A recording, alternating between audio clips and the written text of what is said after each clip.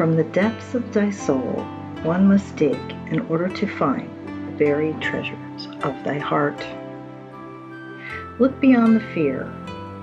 Do not live in fear, for fear is the stealer of dreams. Look beyond the fear today. Let the strength of your soul burn through the darkness straight into the light. Gina Fiore. From death springs new life. A cancer diagnosis does not mean death. On the contrary, it makes way for the opportunity to change, to dig deep and ask those questions that have haunted you your whole life. Or maybe just recently when you got that call from your doctor explaining you had cancer. Or as you sat in the doctor's office in horror as he or she explained your diagnosis of the big C. Sitting in disbelief as you hear those words and are no longer able to grasp or hear another word after that devastating news. An excerpt from my Italian therapy, Chapter 4, Looking at Yourself from the Inside Out, written and narrated by Gina Fiore, available on Amazon Audible.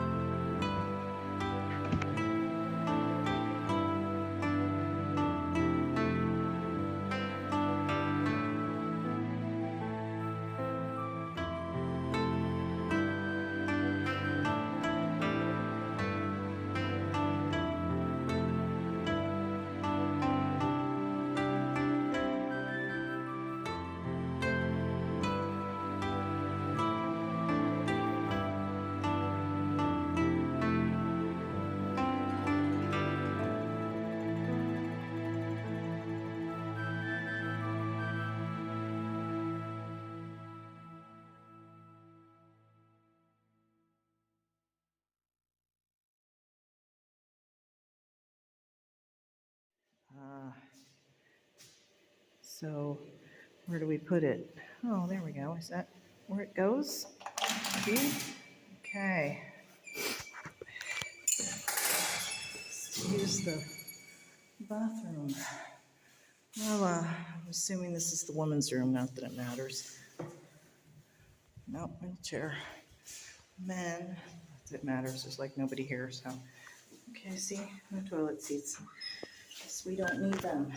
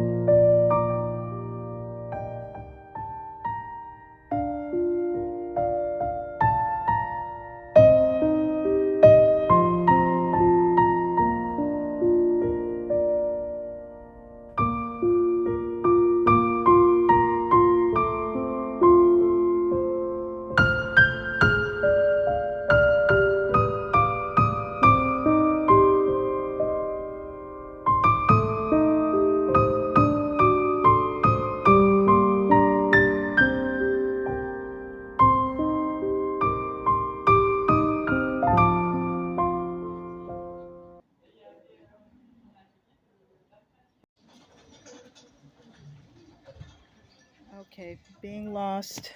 That's the key. Okay. Being lost. I'm lost. He rescued me. Look at this. Okay, check out this room.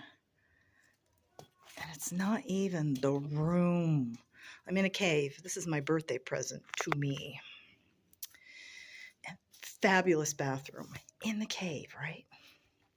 But wait for it. Just wait. Wait for it. Look at the view. Oh, have you ever in your life? Oh my God. I booked 2 more nights. I'm not leaving. Oh my God, what a view. Is that like, it was like hell trying to find it through these narrow streets, pulling my suitcase, but wow. Yep. So 3 nights in Matera in this hotel. And I'm trying to remember how I heard about it. And look at the caves. Oh my God. I'm just like, oh my God, wow. Like every minute. This is going to be the most memorable birthday like ever. Ever. Oh, is that a room? Oh my God. Check it out. And there is hiking, but I ain't doing that because it's been raining. Look, there's caves and caves and caves and caves. So maybe in a few days, if it's not raining and it's not all slippery, I might go for a hike. But look at that, water's even muddy because it's been raining since yesterday. But oh my goodness, the pictures will come. But check it out. Guess what I'll be doing? I mean, I don't really have to go like hiking up to, you know, like the way top, but I probably will. And if I could find my car this time, it will be a miracle. So ciao, happy birthday to me. Bye from Matera, Italy, in Basilicata. So this is like the wow view from my room.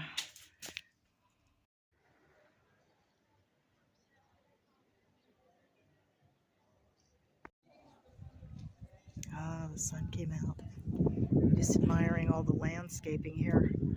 It's kind of chilly in here.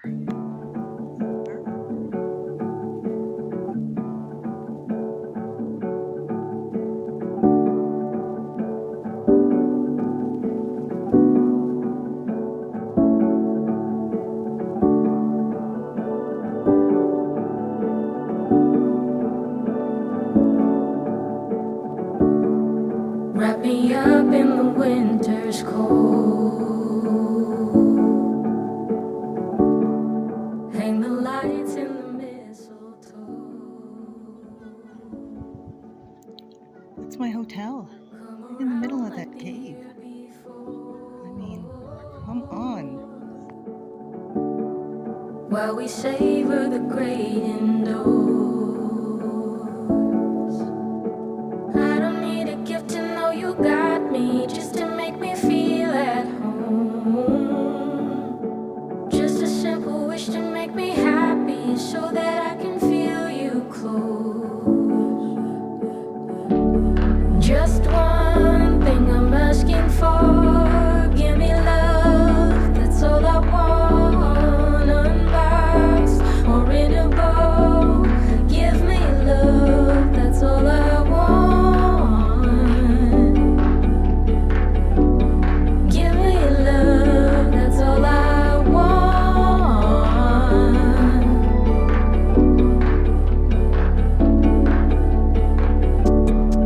Can you feel wonder in the air? All around like a carousel. Time of year is a time for care. Making new memories to share. I don't need a gift to know you got me, just to make